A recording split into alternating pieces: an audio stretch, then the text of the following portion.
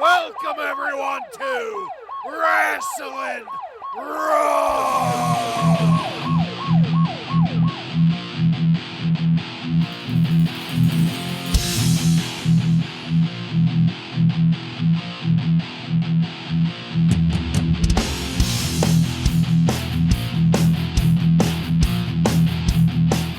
You're listening to Wrasslin Raw, the podcast that takes you back to when the new generation took over the WWF. Thank you for joining us. You're here with Ryan Arico. Moooooo! God damn it. Joe Gimateo.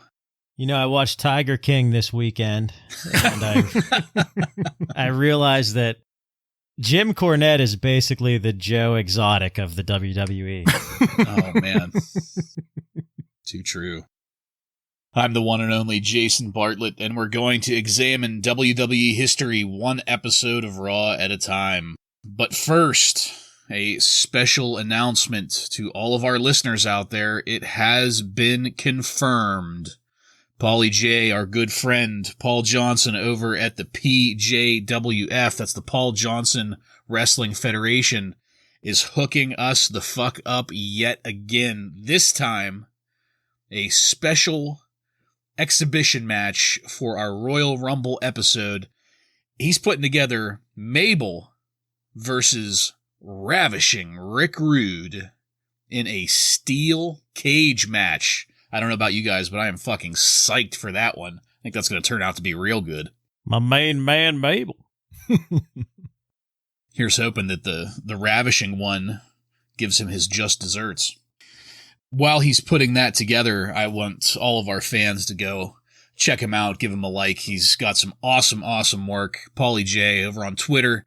That's at PaulieJ2685. That's PAULYJ2685. And on Instagram at PJWF Mania. MANIA. PJWF Mania. Just great stuff over there. Give him a like. Shout out to him. We love you, Paulie. In this episode of Wrasslin Raw, we're going to be talking about the Raw that aired on January 16th, 1995. This Raw was recorded at The Summit in Houston, Texas, and features Vince McMahon and the Heartbreak Kid Shawn Michaels on commentary. Are you guys ready? I'm ready. Moo. All right, then. Let's get into it. Oh boy, the intro to this one was very special. We had Vince saying, "Monday Night Raw, the fighting frontier. These are the adventures of William Shatner, whose mission last week was to civilize kingdoms. And tonight, William Shatner, with the hitman Bret Hart, will attempt to boldly go where he's never gone before, against Jeff Jarrett and the Roadie, on Monday Night Raw." Yeah, he really let it fly there. I had to give it to him. It was pretty creative. You'd think that, given the circumstances, he would have tried to do like a kind of tech war theme, but he went straight Star Trek on it. Yeah. I mean, come on. Who cares about tech war? Well, nobody, but, you know, that's what he was USA. Promote. Yeah, USA very obviously cared. Well, after that stunning adaptation of the Star Trek intro, we have our opening sequence. With the Super Bowl 2 weeks away, the eye of America is focused on this Sunday night's WWF Royal Rumble, because one naturally has something to do with the other. This intro is going to take us straight into our first match. The 1-2-3 Kid and Bob Sparkplug Holly defeats the Heavenly Bodies with Jim Cornette by pinfall in 4 minutes and 35 seconds. The Heavenly Bodies come down first while Vince and Shawn talk over the entrance music, and it's here that I notice Vince and Shawn are being projected over a green screen. Yeah, it's pretty bad. Not going to have live commentary here tonight, at least right now. The Kid and Bob Holly come down, and I have to note yet again that the 1-2-3 Kid's music is bitchin'. Some bitchin' tunes for the Kid. The Heavenly Bodies waste no time at all, going in for a dirty surprise attack to this patchwork tag team, quickly getting the upper hand and tossing the Kid to the outside, then double-teaming Bob Holly. Cornette is hooting and hollering at ringside. I was glad to see him here tonight. We haven't seen him that often in his proper role at ringside. The Heavenly Bodies are showing us what a well-oiled tag team looks like. Their chain moves and communication are extremely efficient. The Gigolo, Jimmy Del Rey, surprises me in this match with a full extension super kick. I didn't think the Gigolo had it in him to do a move like that, but he pulled it off flawlessly. He must have been practicing. Could have pulled his groin. Yeah, damaging the tools of the trade. At this point, I mean, there was so much going on with this, I didn't want to get bogged down in all the minutia, but at this point in my notes, there have already been a half a dozen pinfalls. It's very fair to say that this match is action-packed. Bob Holly has seen all of the punishment in the match here so far, and he has been selling and working very, very well. There's a 1, 2, 3 chant from the crowd. It's very, very clear here that the 1, 2, 3 Kid is over. Houston, Texas loves the Kid. But here we have Bam Bam and Tatanka walking down the entryway with the $1 Million Man in order to intimidate Bob Holly and the Kid. They're going to be facing each other in the final match of the tag team tournament on the Royal Rumble.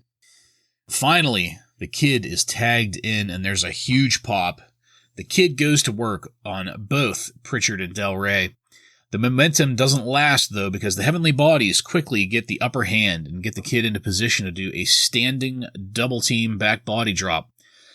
But in what is one of the best tag team finishes I've ever seen on Raw since we've started watching in January of 1993, Bob Holly comes out of nowhere, landing a textbook spear on the Doctor of Desire, Tom Pritchard, which allows the Kid to reverse the Gigolo's hold into a bridging suplex for the pin, while Bob Holly keeps Tom Pritchard down with some furious hits in the corner where they landed. The 1, 2, 3 Kid gets the 3 count on Gigolo Jimmy Del Rey. Bam Bam and Tatanka sulk back up the entryway. The Heavenly Bodies disappear, and the 1, 2, 3 Kid and Bob Sparkplug Holly soak up their victory. We'll be moving to a backstage segment next, but first, Joe, what did you think of our tag team opener here? Well, a little bit of confusion. Later, I realized this was not a tag team tournament match. It was just a regular match. I thought that's what it was when we first saw it. I figured it was the tournament, but I forgot they were doing that on Superstars and not Raw. You mentioned the music. I'm glad they went with 1, 2, 3 Kids music because Bob Holly's music's fucking terrible. Yeah. His music should start with him hitting the wall at the Snowball Derby. It should start with Mick Foley's music, that screeching and squealing and banging into the wall. Hitting the wall. Yeah. The fans are clearly in favor of 1, 2, 3 Kid and don't give a shit about Bob Holly. He is over. And pretty nice fisherman suplex there by the 1, 2, 3 Kid for the finisher. I like that. I don't think we've seen that before from him. So that was nice. Commentary, Vince and Sean are like kind of getting snippy with each other on their green screen. It's like, there's a lot of just like, will you shut up? I'm trying to talk. Like that happened like 3 times. So that was funny. Other than that, I don't really have anything noted here. It was just kind of a setup going into the Royal Rumble. I enjoyed the match. I thought it was a pretty strong match, but I have to agree it was a bit confusing. I think it wasn't till later during a segment where they update us on the tag team tournament when I finally realized that this match was not part of the tournament and it was just a rematch. So yeah, very confusing on that. So there was something I wanted to bring up, and I know that Jim Cornette has had this shtick for a long time, but can either one of you explain to me why he has a fur-covered tennis racket? It just is, it makes no sense to me. I mean, I know he's had it forever, but just, I was watching this match and I'm like, what the fuck is that supposed to be? So, and Joe, feel free to jump in and correct me on this if I go astray, but I've always understood it as Cornette's gimmick for forever, pretty much. Yeah, it is. Well, I mean, his gimmick evolved to become just an evil heel manager because he was so good at it. But whenever he first started, his gimmick was a spoiled rich mama's boy. Yeah. That played tennis. I see. In the Kentucky equivalent of the Hamptons, and you know what I mean? Like he was always on the tennis court with mommy. Right, and right. Shit like that. Okay, so that makes sense there. I'm not sure it makes sense anymore, but okay. That at least clears it up. Thank you. Yeah, I think the whole fuzzy racket case shit came about later on after, because like I said, he was the spoiled rich kid, and back then he had just a normal tennis racket in a normal case, but then it kind of became equivalent. Like if you have Cornette, you have a racket. But they ended up covering it up with this fuzzy thing. Well, but he ended up like figuring out like, hey, this whole racket gimmick is kind of over, so let's just get crazy with it and make it a flamboyant racket, you know? All right, I'll take it. That's just the way I always understood it. But outside of that, I thought it was a pretty good match. I also had to mention a couple of Del Rey's moves here. He looked really good. There was a suplex that just looked really sharp and hard. I love Del Rey's suplex here. The very end of the match, like you mentioned, Bartlett, I loved this ending with Bob Holly coming in and spearing to break up this double team move that then leads to the 1-2-3 kid to be able to suplex Gigolo for the 1-2-3. I thought that was a really great ending. As far as commentary goes, I did have to bring up the one thing about Shawn Michaels mentions that the 1-2-3 kid and Bob Holly have about as good as a chance of winning the tag team titles as the Chargers do winning the Super Bowl. Just in case anyone out there forgets, this is during the 49ers dominance in the NFL, and the 49ers did go on to beat the Chargers pretty good by 23 points. So Shawn Michaels was correct there. Yeah, my mom used to have a crush on Steve Young. She got me a 49ers starter jacket for the Christmas of 95. Yeah. I, of course, had a Steelers starter jacket, but yeah. I really didn't care one way or the other, but, you know. The last thing I wanted to bring up is, as we all noticed from the green screen and the fact that Vince and Shawn were definitely not there live, there was one point where Vince seemed to have a moment of premonition when he calls a gut-wrench suplex by Pritchard that he lands on Bob Holly, but it's a few seconds early. So he calls the suplex before Pritchard lands it. So I was like, I wonder if this was live. Yeah, they're definitely not there, but it's like a taping. So it's like some of it they were there and some of it they weren't, is what I'm gathering. Yeah. But overall, I thought it was a pretty strong match. And the ending, man, the crowd just going crazy for the 1-2-3 kid. They love him. Yeah, I'm going to agree with just about everything here. I thought that this was a better than average tag team match, considering the kind of shit that we've been seeing for quite a long time now. It was only, 4 minutes and change? 4:35, yeah. So, I mean, not really a whole lot is going to be done in 4 minutes and 35 seconds, especially with these two tag teams coming out of this tag team tournament. They're really not looking to focus these two. But yeah, I was really confused by a lot of, not just this match, but there were a lot of things that were really confusing during this entire episode of Monday Night Raw.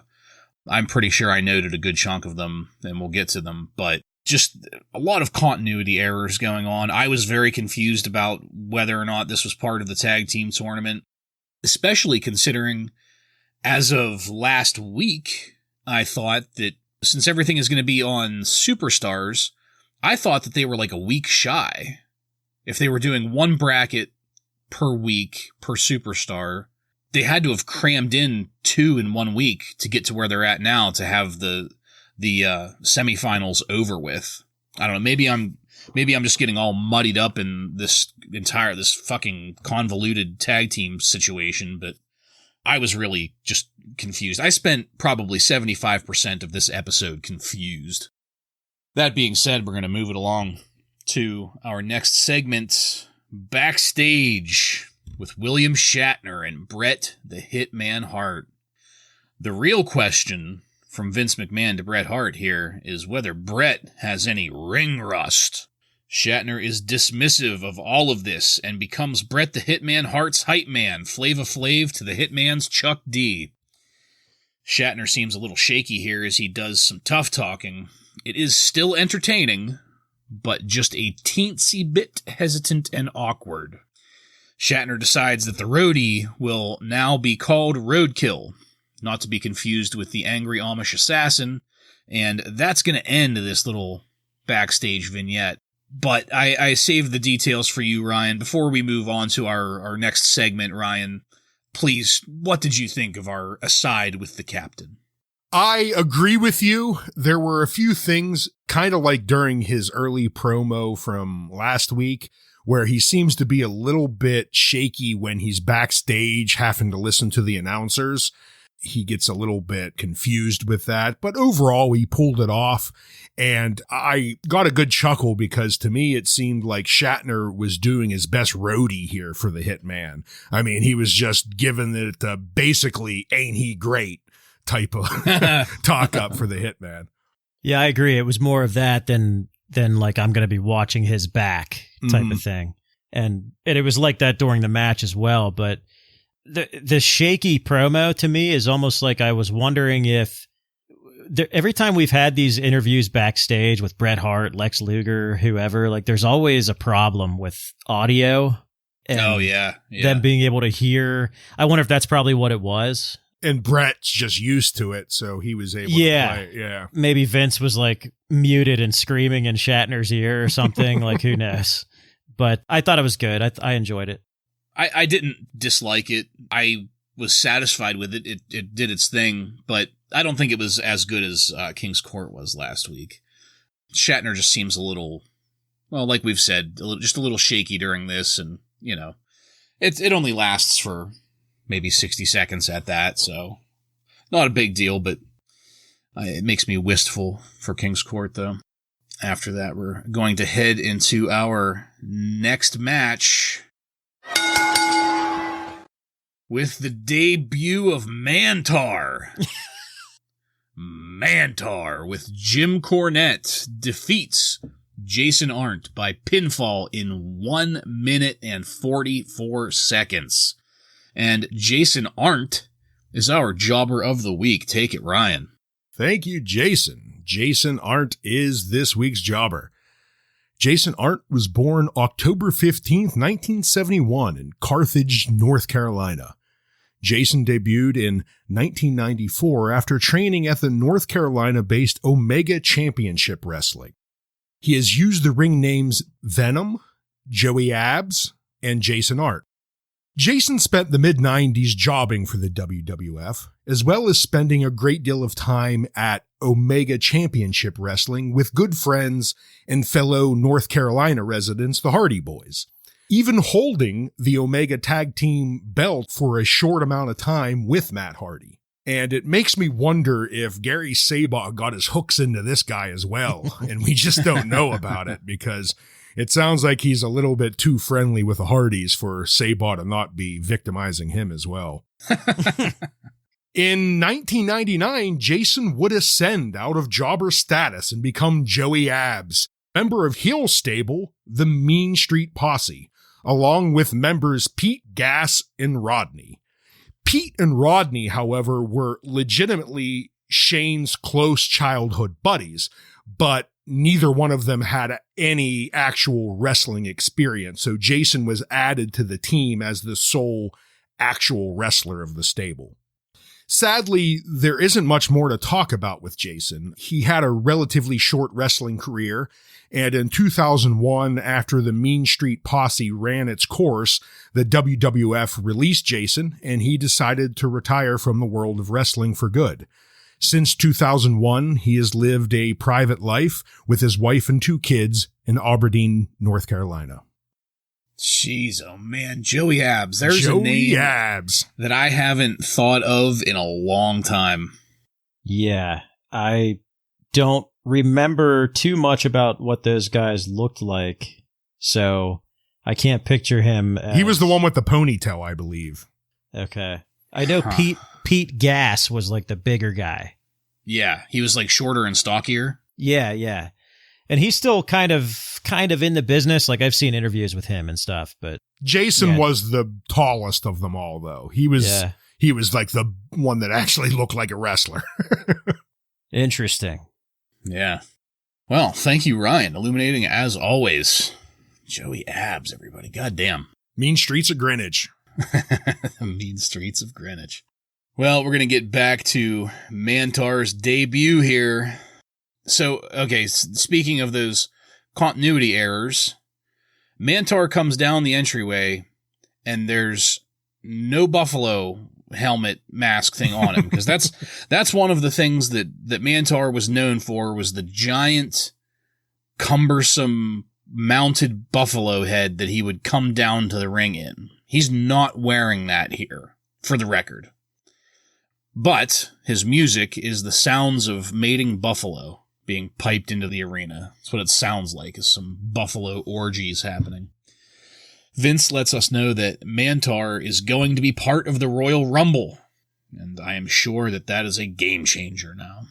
There's some continuity errors here. Vince mentions the big animal head that Mantaur wore to the ring, but Mantaur wore no such thing to the ring. Makes you wonder what Vince was looking at. Mantaur gives Jason Arndt a belly-to-belly body slam and then moos loudly in the center of the ring. This is going to be like 30% of this match is moo. It was pretty goddamn ridiculous. There's a couple sequence of events here. There's a lot more mooing and zero skill in the ring. Finally, after just mooing and mooing, there is a fumbling pin in the corner. Mantaur gets the 3 counts, and it's over. I see a pattern of squash debuts here. Hopefully this changes soon, because this is not the way that I like to be introduced to my superstars. It's just me personally speaking. But before we get to the sexy swinging sounds of a saxophone, Joe, what did you think of the debut of Mantaur? Well, I liked Vince's announcement of, like, before they went to commercial, when he said, "We'll be back with Mantaur." Best part of the match. That was the best part of the match. You're right. That's what I was going to say. Sorry to steal it. No buffalo mask. Something that Observer noted as well. I guess that's something they ditched or they're going to go back to. I don't know about you guys. If I didn't know, and I'm a 12-year-old kid watching this, I would wonder if this was Bastion Booger, just in a new gimmick. He's about 100 like pounds lighter, though. Yeah, he's not as sloppy, I guess. The buffalo grunting or mooing or whatever the fuck it is, it's... You mean the Mantaur grunt? Yeah, I guess it's entertaining, but it's going to get old pretty fast. Yeah. It's kind of like Hacksaw Jim Duggan's Ho, but he's a heel and he has no charisma at all. So I don't know where they're going with that. It's not going to work, but I don't know. This was funny, I guess, to say the least. I'm going to be in pretty much agreement here. Bad debut, bad match.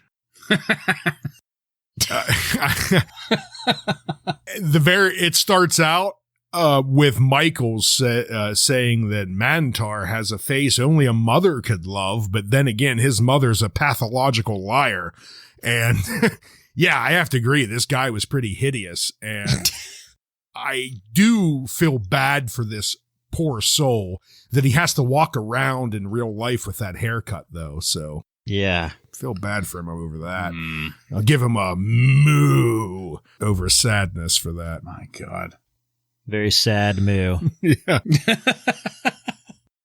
Even his finish, I was confused by this finish. All he did was he just ran into the guy. He just ran into him and then went, moo, and it was over.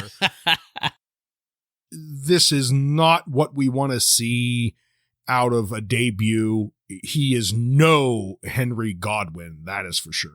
Yeah. I don't know, like, who thought this was a good idea? You know, after I watched this match, I had to pause the network there. I tweeted at Cornette and said, what the fuck? Like, Jim, I just watched Mantaur's debut from January 16th, 1995. How did you keep a straight face through this mooing? What the fuck, man? How did this make it past the cutting room? Yeah. The mooing. Like, I mean, I don't you've know. seen this at house shows. You see how terrible it is. I don't know. I mean, they even zoom in at the end, the crowd. Everyone's just thumbs down, booing. Yes. Yeah. You know, Ryan, you brought up a great point that I noticed it while I was watching. He doesn't do any kind of wrestling moves, really. I mean, he does maybe 2 or 3 very simple moves, but it's mostly these, like, charging. The only thing that it was missing was him holding his fingers pointed up next to his head, like bull horns. Right. You know what I mean? Yep. Oh, it was horrible. I'll leave it at that because it was just, I do, you know, and that, Joe, I do agree with you. The mooing was funny, at least. It didn't make me outright hate this, but it wasn't great at all. I hate to say it, but moving on to the Royal Rumble report was almost, thank you for getting us back to normal. Yeah. Ugh, yeah. So next segment, Royal Rumble report. This is the final Rumble report, thank goodness, because this coming weekend we're going to have the 1995 Royal Rumble, and then we're going to have a month's worth of WrestleMania reports. So at least this is the last time we have to hear that fucking saxophone, as far as I know. We've got Double J, Jeff Jarrett, backstage. Jarrett opens by calling Todd Pettingzoo Eddie Munster, which I thought was great. Pettingzoo is wearing one of the worst fucking ties I have ever seen in my entire life. And he would like you to rifle through your parents' cable bills and find the number for your local cable provider so you can call and order the Royal Rumble. Pettingzoo goes over the rules of the Rumble here, and the only thing as big as getting a shot at the title at WrestleMania is apparently IRS versus The Undertaker. IRS has the Druids, The Undertaker has the Urn. And only one man can survive this mysterious matchup. And from that wording, I'm going to assume that the loser is going to be fucking murdered. That's what it sounded like, yeah. Yeah. I don't know what the Urn has to do with things either. IRS has the Druids. Okay, I get it. You know, he's got a couple extra hands in there to help out. The Undertaker has the Urn. Well, yeah, but I think it's because he draws power from the urn. So it's his advantage. Is the Urn going to, like, grab somebody by the ankles and pull them out of a pin or something? It's going to suck the Druids in. But if the Undertaker is in a tough spot, Paul Bearer will go to the corner and hold up the urn, and the Undertaker will get power.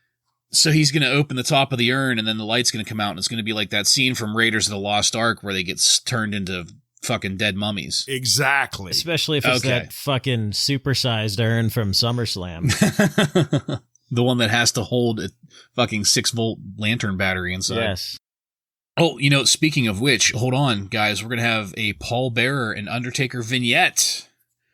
It's Paul Bearer and Undertaker with the beach and ocean as a backdrop. Perfect. Let's see if I can do this here. Oh, Erwin R. Shyster. I'm not even going to keep going with that. I certainly hope you're happy now. It's been signed and sealed, and now next Sunday night at the Royal Rumble, it will be delivered. I hope you're all prepared. And it looks like Paul Bearer has a small orgasm before turning to the Undertaker. IRS, there's no backing out now. No amount of money, no amount of druids can save you from the fate that you've dealt yourself. You must come face to face with the Reaper and pay the consequences. Once again, inferring that the loser here is going to fucking die. Pettingzoo ruins the moment by implying that IRS is going to be struck by lightning. That's not going to happen. The Tag Team Championship will be up for grabs, and apparently I misunderstood all of that crap earlier. This is in reference to just the confusing moments that we've had so far. For the record, the tag team championship will be decided. It is going to be Bam Bam and Tatanka versus the 1-2-3 Kid and Bob Holly. Will the corporation finally get some gold, or will the 1-2-3 Kid and Bob Holly be the Cinderella story of the year? Really trying to milk that whole 1-2-3 Kid underdog thing here. Big Daddy Cool will meet the Hitman Bret Hart for the WWF Championship. And Razor Ramon is going to defend the Intercontinental title up against Double J, Jeff Jarrett. And here is where we're finally going to go back to Double J, who's been waiting backstage to finish up his promo. He calls Shatner a tech war geek again, and the roadie is back there making the Vulcan salute. Double J is on his way to the ring to face Bret Hart and William Shatner. But first, Ryan, what did you think about this Royal Rumble report? I, of course, am going to mainly talk about the Undertaker and Paul Bearer promo. It's the only thing worth noting here. Finally, a week before the Royal Rumble, we get a promo out of Paul Bearer and the Undertaker on IRS. And is this the first time we get any acknowledgement from Paul Bearer and the Undertaker that they even give a single shit about IRS? Yeah. I think it is, right? Yeah. In all the months leading up to this, I think this is the first time they actually address him. Yeah.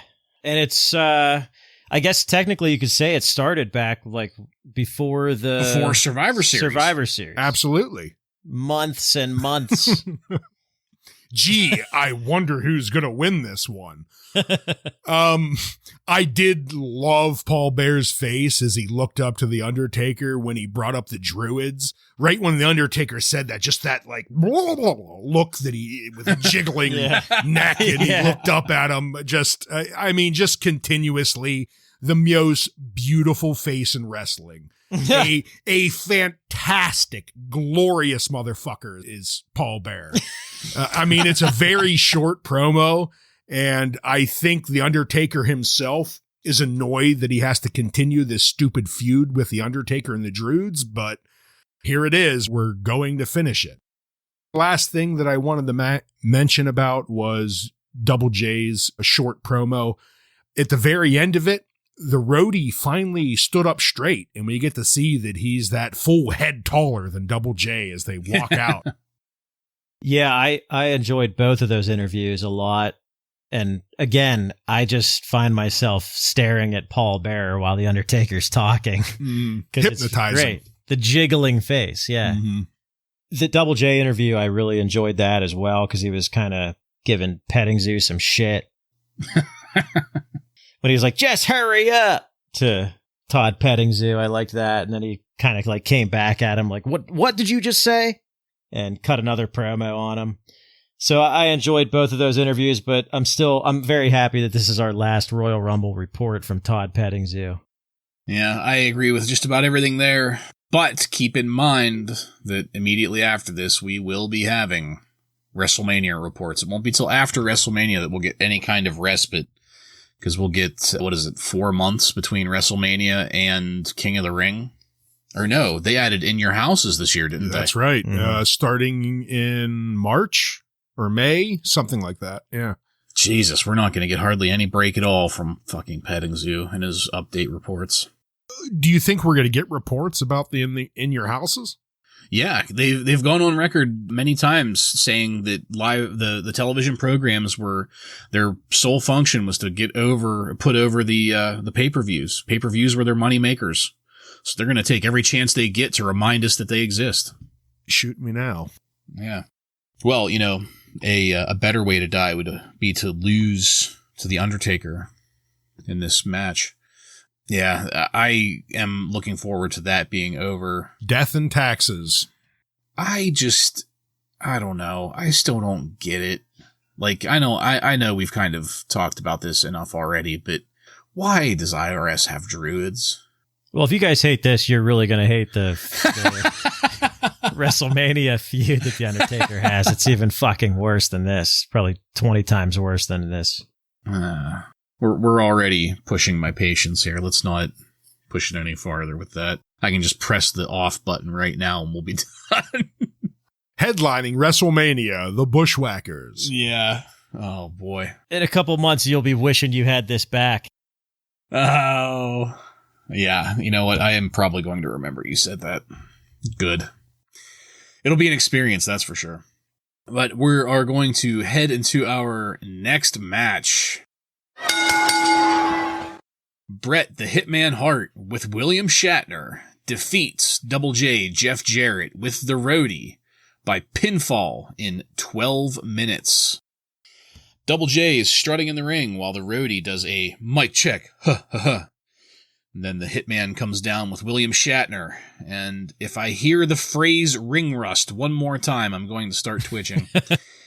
Shatner is here to make sure the Roadie doesn't interfere. But hopefully that doesn't distract us from the match in the ring from two good workers. I was optimistic here. I look forward to this discussion. Bret Hart is being intimidating, and Double J keeps dodging him. There's a tie-up to start, and the work begins. There's a confusing moment at the beginning here where Bret Hart drags Double J's face across the top rope. I thought Double J was supposed to be the heel here. Double J is selling the shit out of everything being done to him here, and there is a lot being done to him. This continues to be confusing to me because Bret Hart keeps up with this highly aggressive manner. I just don't know what to think about it. The story isn't clear to me at this point as Vince keeps making reference to the possibility that Bret has changed. We cut to commercial and come back to ongoing action. Say whatever else you will, this is a fast-paced, well-worked match. Nobody can fault the wrestling going on in the ring here. At one point in the back and forth, Bret lands a side Russian leg sweep on Double J.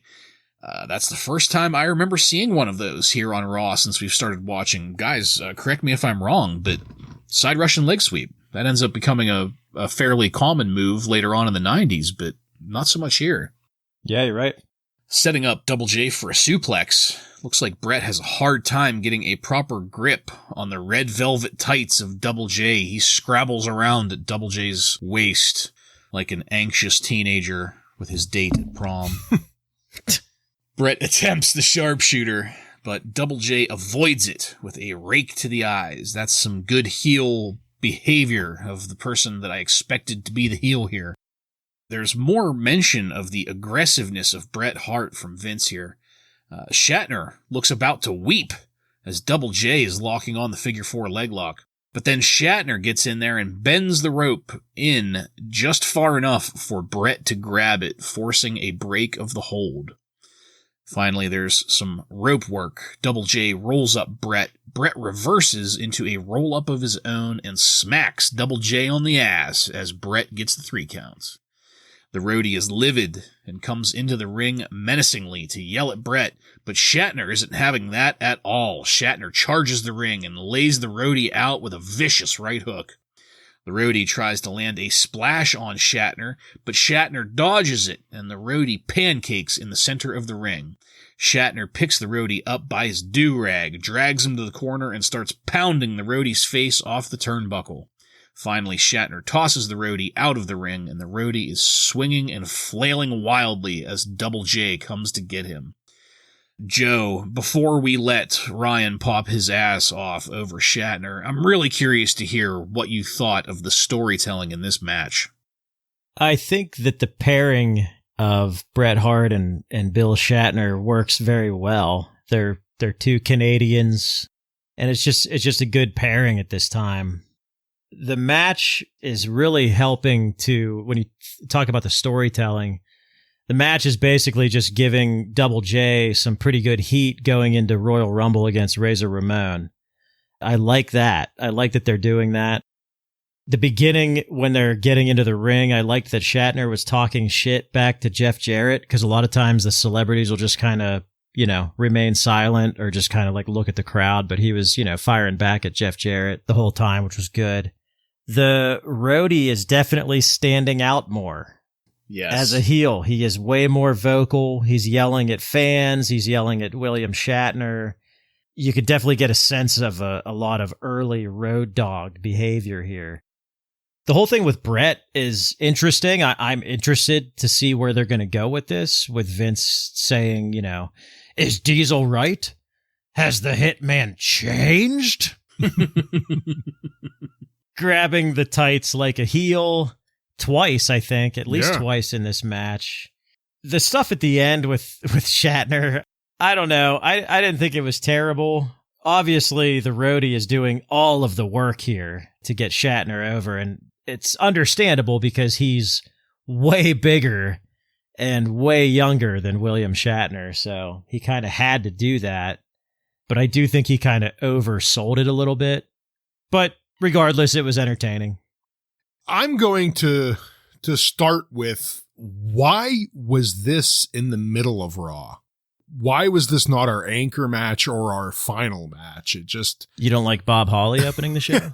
It seemed really odd to me that this match was just thrown right in the middle of it here. But I don't know, that's just me. But then Mabel wouldn't have been able to cap us off. That's true. It takes a little while for this match to finally get going, but Brett's doing a good job of just soaking up all of the crowd, and Double J's doing a really good job of just generating some extra heat here before the match. But once it does get started, all of these moves look great.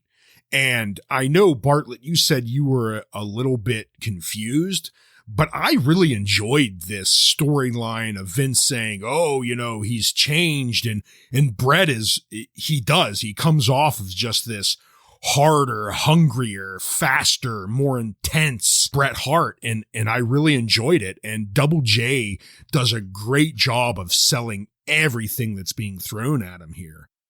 Towards the beginning, I really loved, there's a couple spots where Double J starts to get a little bit of offensive going, but every time he does, Brett's just reversing it right into something else, and Double J just can't get the upper hand. I really enjoyed this storytelling from the ring. Another thing I thought was a little bit odd, it's been a little while since we've seen Bret. He's been injured or off doing his Dusty Dove or whatever the hell that show was called. So he was off doing that, but we need to get him, ready for this upcoming pay-per-view. And usually this would mean let's put him in a squash match against some useless jobber, but instead we're going to put him up against the great Jeff Jarrett, and they're going to have a really entertaining match together. I got a chuckle when Shawn Michaels got to the point where he had to do the USA copy for Tech Wars. So he spent this whole time kind of ripping on Shatner, and then all of a sudden he has to kind of shift gears and talk him up because USA is going to have his ass if he doesn't. No surprise that it was a great match between Bret Hart and Double J. I loved it, and I really enjoyed the Hitman doing his more aggressive heelish moves here. I thought he really, really picked it up and told that story well in the ring. And as far as the Shatner cameo goes, I'd have to say last week's was a little bit better with the back and forth on the mic with Lawler. And during this match, for most of the time, he just kind of looked like he was Bret Hart's prom date holding his jacket on the outside of the ring. Yeah, like his mom taking him back to school shopping. Yeah. I'll hold your jacket, honey. Right. But once the roadie got into the ring, as you mentioned, Joe, Roadie's doing a great job of selling here, but Shatner doesn't mess it up. I mean, it looks maybe a little bit over the top, but overall, it was pretty entertaining, and he didn't botch any of these moves, so Shatner was surely practicing these to make sure he got them right. So I thought it was good shit all around. I'm going to be the outlier on this one, and let me just start by saying two things. First of all, the roadie was the best part of this match, hands down. Even though he played a relatively short and small role during all of this, the roadie to me was the most entertaining part of all of this. And second, I just want to get it out of the way that the work in the ring was flawless. I hold no illusions about that. These two are two of the best workers in this entire era, and really still to this day, they're right up there on lists of best workers. But I was just really put off by Bret Hart's somewhat quasi-heel behavior here. It would be one thing if, because, this was not a Luger off the helicopter moment. We have had enough of somewhat of a slow build, kind of hinting at Bret coming back harder and stronger, which that's all well and good. But the heel things that he's doing here just really confused me, because the bigger storyline, and Joe, don't get me wrong, I totally get that this was more to put over Jeff Jarrett, which, mission accomplished there. But going into Royal Rumble, it's Diesel versus Bret Hart for the championship.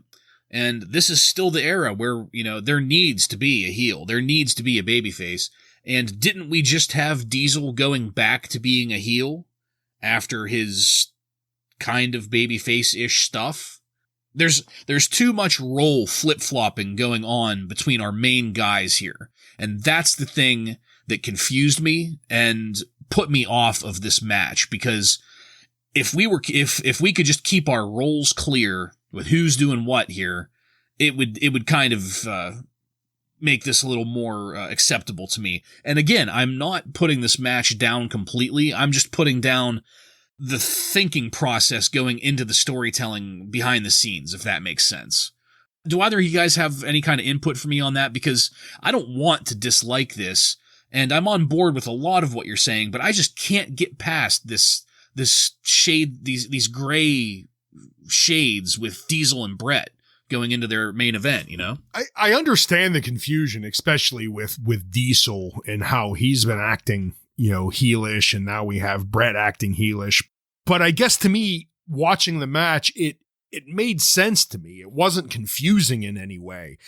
Bret's been injured and he's been away, and he's pissed off now, and he's willing to come back and do whatever it takes to get the belt back. Yeah, and remember how he left. How he got screwed over. Right. Oh, yeah. Right. Yeah. That's a great point. Yeah.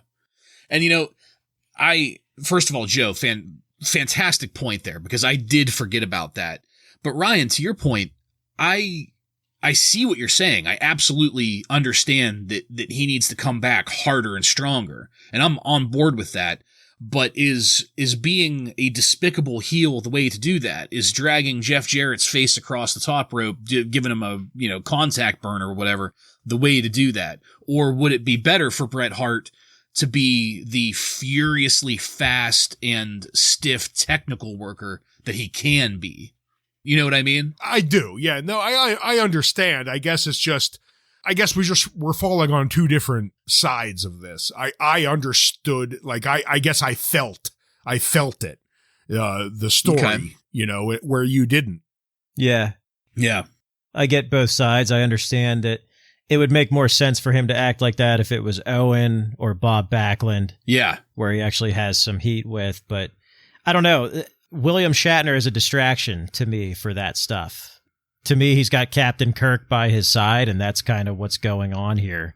I kind of just let that stuff slide because of William Shatner's presence. Hmm. Is this the year of Pittsburgh is the armpit of America? No, that was later. That's like 96. Yeah. Is that not okay? 97? 96, yeah, 97. yeah.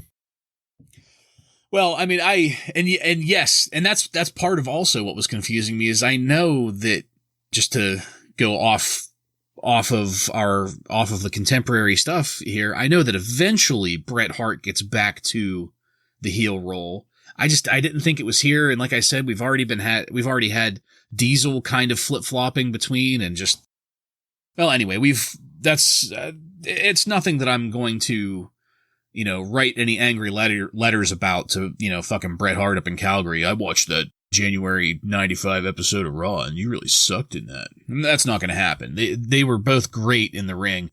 It's just, I think this was poor storytelling from my point of view. That's no hill that I'm willing to die on, so we'll move it along here. Well, now you can talk about Lou Albano and forget all about it. Well, actually, I wanted to talk about a hill that I am willing to die on, and that's this promotional consideration paid for by the following, which is not the Raw is War video game. Big Daddy Cool needs a big lift, Horrible. And he reaches for a fucking Slim Jim. Please talk about Lou Albano. Need a little excitement? Snap it to a Slim Jim. I am thoroughly disgusted by this knockoff Diesel Slim Jim commercial. Just briefly, guys, Ryan and then Joe, what did you think of this bullshit? It was terrible. And my God, does it pale in comparison to the Macho Man Randy Savage Slim Jim commercial. He looks like he's ready to crack up laughing the whole time. And it's just like he doesn't know how to play this Diesel character straight. Bad commercial. Just one word, sickening. Yeah. I'm sick. Yeah. Completely agree, obviously. I understand that they wanted to, keep that Slim Jim sponsorship or whatever the hell it was, but copying the Macho Man was not the way to do it. They should have just made this Diesel's own. I don't know. A lot of bad mistakes here. All right, next we're going to move on to the Tag Team Championship Tournament Breakdown. This past weekend, Sion, you know what? I don't even want to cover it. The circumstances were horrible. Bottom line is that Bam Bam and Tatanka defeated the Head Shrinkers to get to the tag team final. That's a verbatim reading of my notes here because I refused to write that shit down. Then we get clips from the 1-2-3 Kid and Bob Holly versus the Heavenly Bodies match, which is the original version of the one that we had earlier tonight, apparently. And the only clip they show ends with Jimmy Del Rey helping Bob Holly get the pin by holding him in position by his tights while the ref counts. Not very excited about the way this tag team situation has shaken out. I gotta say, I had a little bit of hope for reinvigorating the division, but it didn't fucking happen. When we return from this tournament breakdown, the entire $1 Million team will be with us in the King's Court. So we head to the ring, and this King's Court comes kind of out of nowhere. There hasn't been any lead up to it as far as I can remember. Guys, correct me if I'm wrong, but there wasn't any kind of commentary chatter up until right before King's Court. Yeah, I knew nothing about it. Yep. Okay. As long as it wasn't just me. Sometimes I miss things in commentary because I'm too busy writing down matches, but geez. I did want to bring up one thing, though, about the tag team championship tournament. Oh, yeah, by all means. I thought the fact that we see Bam Bam and Tatanka win and the 1-2-3 Kid and Bob Holly win, it really shines a spotlight on how terrible the tag team division is in the WWF at this moment. Because for singles. Yeah. Because we do, in this tag team tournament, we don't even end up with any actual tag team teams. They're all single wrestlers. Sad. Yeah, and Bob Holly and 1-2-3 Kid replaced the Smoking Guns. Right. Yeah. Mm-hmm. Did Vince say they were injured? Like they must have been, because immediately they say that whoever wins is going to face the Smoking Guns on the Raw after. So yeah, they must have been injured. But I don't remember them saying that it was for the championship. They're going to face them, but not for the championship, I don't think. Yeah, the whole thing is just a mess. I mean, they should have just picked two tag teams to wrestle at the Royal Rumble for the fucking belts and just be done with it. Yeah. Yeah, I remember thinking that too. Just the fact that we have 4 singles in tag team action for the belts. Just kind of... yeah. It's a shame too, because I like tag team wrestling, and it's not panning out at all. Back at King's Court, the entire $1 Million corporation is indeed in attendance, as well as a couple of druids. Druids. I don't know. Why druids? The $1 Million Man calls people in the audience mongoloids. That was a little rough. Yeah. Even for 95, I think that was... Yeah. The Undertaker has apparently been a thorn in Ted DiBiase's side for a long time.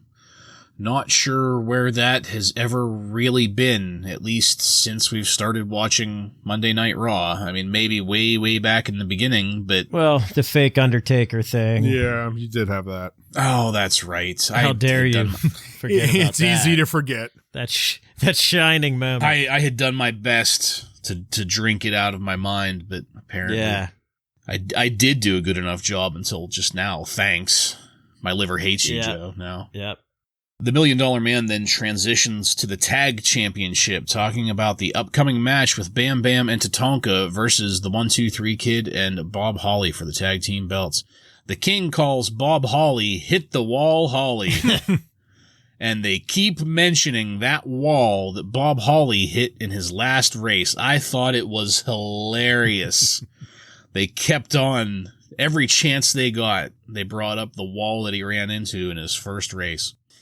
Didn't even make it to the race. And what's a shame about this is that they have to leave out the fact, just to keep up a little bit of kayfabe, they have to leave out the fact that it was a practice lap that he got dumped on. He got ran off the fucking track, not just hit the wall. Somebody ran him off the track in a practice lap, who he then got out of his car and tried to beat the shit out of. Ted DiBiase says that his tag team will be the champions and will defend their titles against... Okay, here we go. The tag team will be the champions and will defend their titles against the Smoking Guns next Monday on Raw, because his tag team will be fighting champions. This is the only time it's mentioned that they will defend their titles, but this is with the assumption that his tag team will win the championships. So, I mean, I don't know. Finally, he mentions King Kong Bundy winning the Rumble, prompting Vince to state a very bland, "What a monster." He didn't even try to inflect it this time. I loved it. What a monster. I had to note Bundy is fucking disgusting, sticking his tongue out and just looking really nasty with his gigantic neck flat tire thing. I don't even know what the hell you'd call that. It's like he's wearing it's like he has a goiter, but it's just a fat neck. DiBiase ends it with, "The corporation is alive in 95. It seems like it really wasn't in question, but okay. And we're going to have the Royal Rumble Superstar line, $13.47 per minute. Call in to play Royal Rumble trivia and hear an interview with Diesel. Who wants to fucking hear an interview with Diesel? Well, we'll be back with Big Mabel in action. But first, Joe, what did you think of this King's Courts? I thought it was pretty weak overall. I did enjoy the Bob Holly running into the wall jokes, but I mean, outside of that, I don't really know. You know what though? I was reminded, because I was so bored with this, I thought about, we may not have realized, but months ago, we actually saw Ted DiBiase's final wrestling match. Oh, no. Because he never wrestled after this. Back with him and IRS as the tag champs. Yeah, Money Inc. Yeah. I don't know. I guess I was just so bored that I thought about that during this whole thing. And at the end, like him saying that King Kong Bundy is going to win the Royal Rumble, like no, we know that's not going to happen. But I don't know. I mean, to be honest, King Kong Bundy as champion is not as crazy as Bob Backlund being the champion, I guess. So who knows? But yeah, really. I don't know. This had no substance to it, in my opinion. Just kind of tried to get this shitty stable over. And that's kind of the whole problem with this whole segment. Ted DiBiase, he does a perfectly fine job on the mic. I mean, he doesn't stumble. He doesn't sound like he's acting. And, you know, all around, he's an excellent professional. But I just don't care about the corporation. And so much of this just ends up dragging on and feeling kind of boring. You know, outside of the Bob Holly into the wall stuff. Yeah, I'm going to agree with all of that. I still chuckle when thinking of the Bob Holly hit the wall jokes. And great points from both of you about Ted DiBiase. The one thing that I will note is that Ted DiBiase absolutely falls apart when you ask him to read some USA promo copy. So, there is that. Other than that, though, yeah, just pointless. Well, no, not pointless. It had a point and it served it, but it didn't make me any more or less excited about the corporation or what they're doing or what's going to happen at the Royal Rumble. That's for sure. Mm-hmm. No comment on the Royal Rumble Superstar line from either of you. 1-900 Shameless. Well, I thought maybe one of you would say something about it since we haven't had the call-in line since Survivor Series. They usually try to get it over somehow, even if it's just the whole, locker room gossip angle. They have toned it down a little bit. Yeah, this is probably the most pathetic attempt that they've made at that, too. Come hear Diesel talk for a minute. Hear him practice saying snap it to a Slim Jim like 50 different times to try to get the tone down right. Yeah. All right, well, boys, we're now going to head into our final match of the night. Mabel defeats Lee Toblin by pinfall in 2 minutes and 34 seconds. That's my imitation of Krusty the Clown wishing he were dead. We get a dizzying camera zoom sequence as Oscar leads Mabel into the arena, rapping his heart out. I was about to have a goddamn seizure from this entrance. It was horrible. Horrible. Lee Toblin was already in the ring, and in the first exchange, Lee Toblin does all of the action and all of the selling because Mabel just fucking stands there. Mabel didn't even lift his fucking arm. Mabel tosses Lee Toblin, then stands there some more.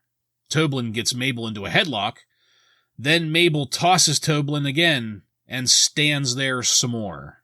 Mabel finally is a little more active as he lands a suplex on Toblin, but is still slow as shit. We get a camera view of Vince and Shawn at ringside.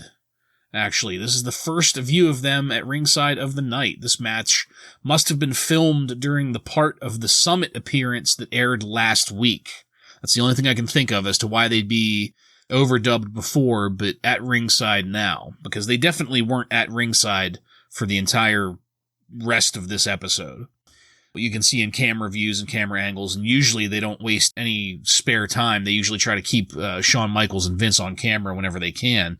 So that's the only thing I can come up with, is this match must have been from last week's segment of this recording, this taping, I guess.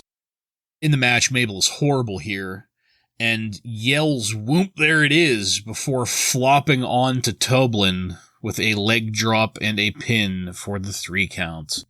We've got some more seizure-inducing camera work before we go to commercial. And we come back with Mabel at ringside, Vince interviewing Mabel about the Rumble, with Shawn Michaels getting a few words in edgewise, and then King Kong Bundy appears to throw his 2 cents in. There's an exchange between them, with Mabel challenging Bundy to have a match right then and there. Mabel climbs into the ring and does kind of like a Muhammad Ali shuffle up there, trying to taunt Bundy, while Bundy stomps around on the outside like a big fat baby.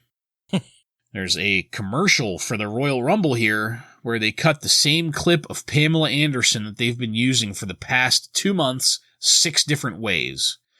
Diesel beats a team of 5 guys in a tug of war. Lex Luger does what he does best and allows Duke the Dumpster to die underneath a bench press while Lex is distracted.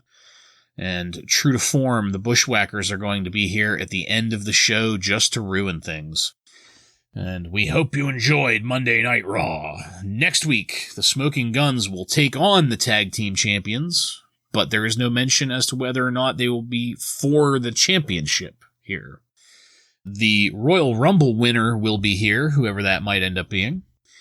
But here we go with a special video of the World Wrestling Federation champion. And this is just going to be a video montage of Diesel squashing jobbers to blues music.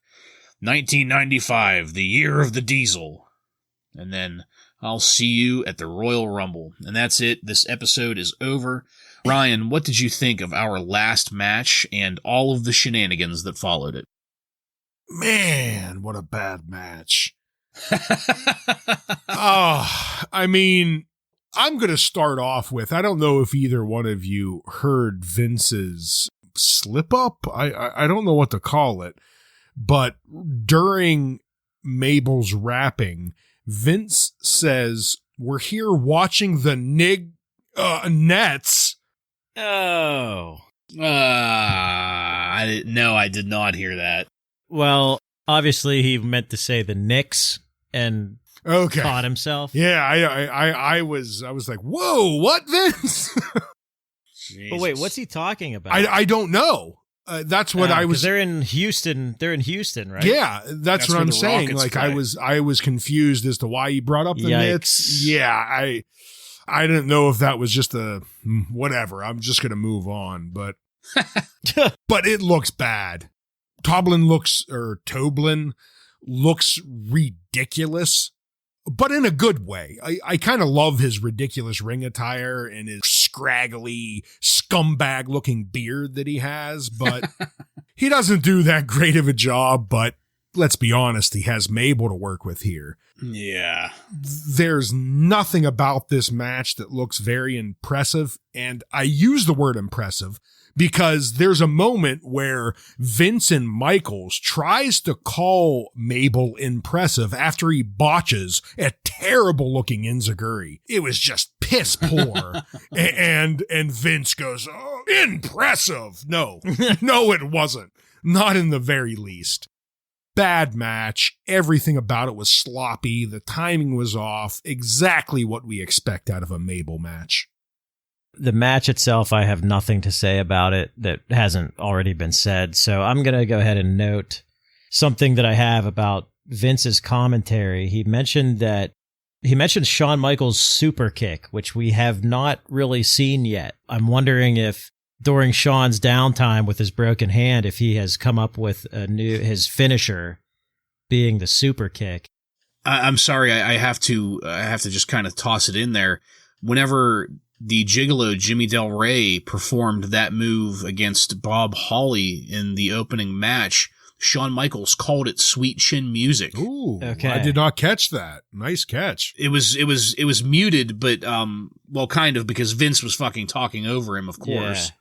But yeah, I do see what you're saying with that, because he really hasn't done it a whole lot. No. Well, we really haven't seen him, but there's hints of it here and there. Yeah, I think we're witnessing the birth of sweet chin music here, which is pretty cool. Mm-hmm. Yeah. The match, I'm not even going to talk about the match. I'll go to after the match, where Mabel can't even talk either. He's like out of breath, yelling and screaming. And it's a good thing that Shawn was there, because he kind of slowed things down. He sort of like slowed things down a little bit. Then big fat ass King Kong Bundy comes out. It just gets out of control. You know, I'm also thankful that Ted DiBiase was here to put a stop to this match starting. Could you imagine a Mabel versus King Kong Bundy match? Whew. My God, they're monsters. I'd like to see it. Yeah, you would. Phew. Well, do you remember we got we had a brief glimpse of it at Survivor Series whenever it was the All-American, not the All-Americans, the whatever the fuck Luger's team was with my main man Mabel and versus the Corporation. Yeah, I don't know. That was a bad ending. And on the Pam Anderson commercial, I noticed that Adam Bomb had a fanny pack on with his Speedo.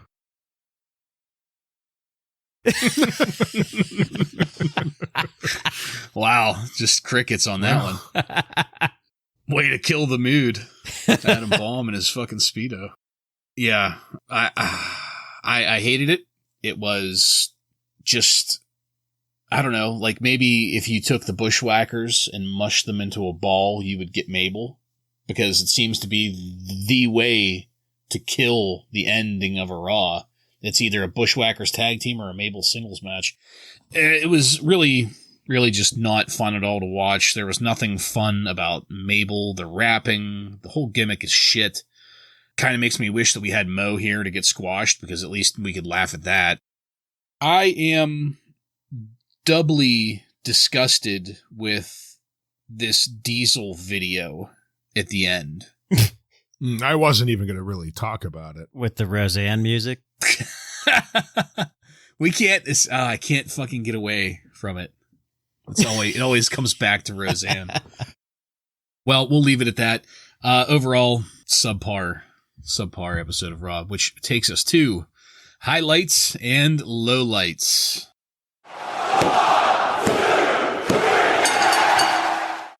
Joe, why don't you go first? My highlight is the Bret Hart's in-ring return since the Survivor Series. It's been at least 2 months since we've seen him. For my low light, I have Mantaur. Just terrible debut. Horrible. My highlight, Bret Hart Double J match. I loved it.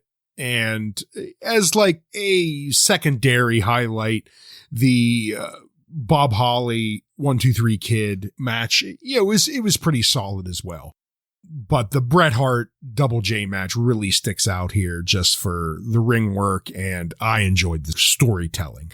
Low light, Mabel versus Lee Tobin. This match was just all around sloppy and ugly, and it was a terrible way to showcase Mabel going into Royal Rumble. I felt this was a uneven episode of Raw because we had some really highlights, we had some good matches, but then there were some really bad lowlights too. So it wasn't a terrible Raw, but it was very uneven. I am going to have both my highlight and lowlight are tied, two instances that are tied with each other. So for my highlights, the first thing that was a highlight for me was the roadie during that match. I was very, very entertained by the roadie. I really liked seeing him in, obviously not, a wrestling role, but a more active role in the ring action. We actually got to see him attempting a couple moves here. Very, very cool. I loved watching it. He sold the shit out of everything he did. The other highlight that I have is the finish on the 1-2-3 Kid Bob Holly Heavenly Bodies tag team match at the very beginning. The rest of the match was decent. Nothing really to write home about, but it wasn't anything to piss me off either. But that finish with Bob Holly landing the spear on Tom Pritchard, which then allowed the 1-2-3 Kid to get that suplex on the Gigolo, that was pretty fucking cool. That surprised me. That came out of nowhere, and I was very pleased to see that.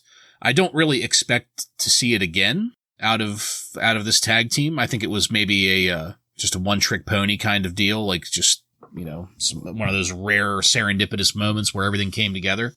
But I was very, very happy to see that. My two lowlights are going to be the Mabel match and fucking Mantaur.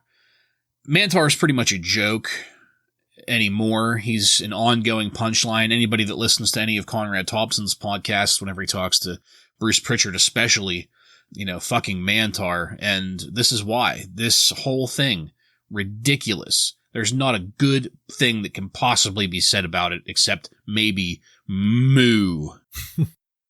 And that's it. So, that being said, Joseph, do you have any contemporary wrestling news from on and around January 16th, 1995 for us? I do. Taking us into the Royal Rumble, I have quite a few notes here. One thing I want to start this off with, if you guys go back to the beginning of our podcast, we kind of witnessed the end of Hulkamania near the middle of 93 there. And I want to get your thoughts on where you think, just in summary, where you think we are now in the WWF. We're a year and a half removed from Hulk Hogan. So where do you think we are right now? But while you think about that, there was an article that Meltzer had written about Hogan's first 6 months in WCW and how it's really mostly negative. People are kind of sick of Hulk Hogan at this point. And while fans finally got to see Flair versus Hogan on TV, they also had to deal with guys that Hogan brought in over from WWF, like people that couldn't wrestle anymore, like Brutus Beefcake, Nasty Boys, Earthquake, Typhoon, those type of guys. But we're about a year and a half away from his heel turn to kind of turn the wrestling world around. Ryan, we'll start with you. What do you think about like where we are right now with WWF with no Hulk Hogan for a year and a half? I think Vince and the WWF is clearly still struggling to try and find out who is going to be that mega star for them. He keeps on falling back to Bret Hart as the old reliable, but you could tell that Vince does not think he's that mega star that Hulk Hogan is, because he just keeps on rotating that belt to the new bright star that he thinks might take it. And as of right now, they clearly haven't found it yet and will probably fall back on Bret Hart. So, first of all, that's a great question. And as soon as you asked it, the first word that came to my mind was flailing. A year and a half removed from Hulk Hogan, the WWF is just flailing and fumbling around in the dark. And they don't know what to do with themselves. And I think it really amounts to about the same thing that you just said, Ryan. They don't know what to do. They can't figure out who the next guy is. And as a result, they keep on going back to Bret Hart. And Joe, this kind of gets back to that conversation that you and I had in our texting thread about Bret Hart over the weekend. Maybe not all of it, but I think a big reason why when you ask about Mount Rushmores, a good many people don't put Bret Hart on that list is because of shit like this. That's not to say that he doesn't deserve to be on lists, because whatever other differences or differences of opinion that we might have on him, I do absolutely think he is one of the best wrestlers of all time. However, I think that his image and his record is tarnished by this flip-flop and seesaw shit that they did with him for 2 years. I mean, they took it off of him for Hogan. They took it off of him for Yokozuna and all that stupid shit. They get it back to him only to take it off of him again for fucking Bob fucking Backlund for 23 fucking hours. Well, ultimately Diesel. To get it on Diesel. And then Diesel, yeah. And then going into the championship match with Diesel at the Royal Rumble. Yeah, I think that they're flailing in the dark and that the real victim here is Bret Hart. Yeah, I agree with you guys. I think it's who's going to push the most merchandise. Hulkamania was a huge merchandise juggernaut, and Austin 316 became the second coming, basically, of Hulkamania for merchandise sales. So it's kind of a tough spot right now. It's just kind of a hodgepodge of top guys. What, you mean the Mantaur shirts weren't going off the shelves? They were not. Moo. Moo. Meltzer goes on to also write about house show business not doing very well at this time, and WWF kind of hit the skids in the spring of '92 and never really recovered. But he talks about the ratings declining, but the thing that really sticks out are the house shows. They're just not doing as well. What would you guys give 1 to 5 stars? What would you give that Bret Hart Jeff Jarrett match? I would give it at least a 3.5, 3 3/3. Yeah, I'd probably lean towards 4 myself. Yeah. Yeah, I think that I would stick with Ryan there on the 3.5, 3 3/4. Yeah. Just curious. Meltzer gave it 3 stars. He does do that sometimes for some of these Raw matches in the next week's issue. So he gave it 3 stars. Meltzer's also reporting that apparently at some house shows, there's some run-ins on King Kong Bundy, and the run-ins are happening from kind of an unknown weightlifter. And can you guys guess who this is? Is it Mark Henry? It is Mark Henry. Oh! Mark Henry is making run-in appearances on King Kong Bundy at some house shows. So that's some great news there. Meltzer's unsure if Kama is a face or a heel at this point. He is appearing at house shows. He's assuming that he's a face because he's facing the master of the martial arts, Kwang, at house shows. So we're going to get Kama here real soon. Looking forward. We mentioned before that WCW's Max Payne is coming in. And he was going to originally come in as a blacksmith gimmick, but now it's reported that he is now Man Mountain Rock doing a guitar gimmick. So that will probably be a train wreck. Sounds like it. Meltzer is reporting that Minotaur has been changed to Mantaur, as we saw. And Meltzer claims that this looks like a rib against Jim Cornette because this guy is awful, and they have Jim Cornette coming out with him. They appeared to drop the buffalo head gimmick and went with face paint instead. There was a guy named Tony Norris that showed up at some tapings looking for a tryout. Can you guys guess who Tony Norris is? I don't know. That name sounds really familiar. Yeah. It's familiar because he is known as Ahmed Johnson. Ooh. Oh. So, He is getting some tryouts, so we'll probably see him pretty soon. Some great news here is Shawn Michaels is back in the ring. Since January 11th, he was doing some house show work, and we're obviously going to see him in the Royal Rumble. And Meltzer is wondering what's going on with Bob Backlund, and so am I. We haven't seen anything from him really since, the week after he got squashed? Yeah. A couple weeks after, maybe. Good news here, Wrasslin Raw favorite, Bull Nakano, her suspension is over, so we'll probably see her in some matches.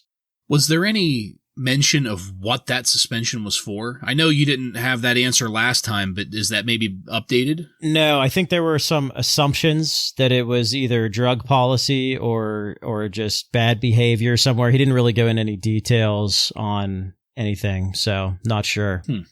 Another thing that he mentioned was that he is alleging that Jim Neidhart is either suspended or just gone, and we have not seen him since...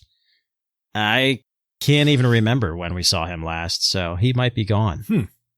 It's been about a month at least. Yeah, and that is all I have this week. All right, well, excellent. Thank you, Joseph. Very illuminating, as always. And that's it, folks. We're done with this one. I want to thank you again for joining us. And if you like what we're doing here and want to connect with us, you can find us on every major social media and podcast subscription platform by searching up the handle Wrasslin Raw. That's WRASSLINRAW. While you're there, don't forget to click subscribe to get every episode of Wrasslin Raw coming to you every week. Give us a 5-star review and let your friends know about the fastest growing wrestling podcast in the world. Next week on Wrasslin Raw, we're going to take a look at the 1995 Royal Rumble with matches featuring damn near every superstar in the WWF. And Dick Murdoch. And Dick Murdoch. The legend. Who the fuck is Dick Murdoch? So, for Joe and Ryan, I'm Jason, and this has been Wrasslin Raw.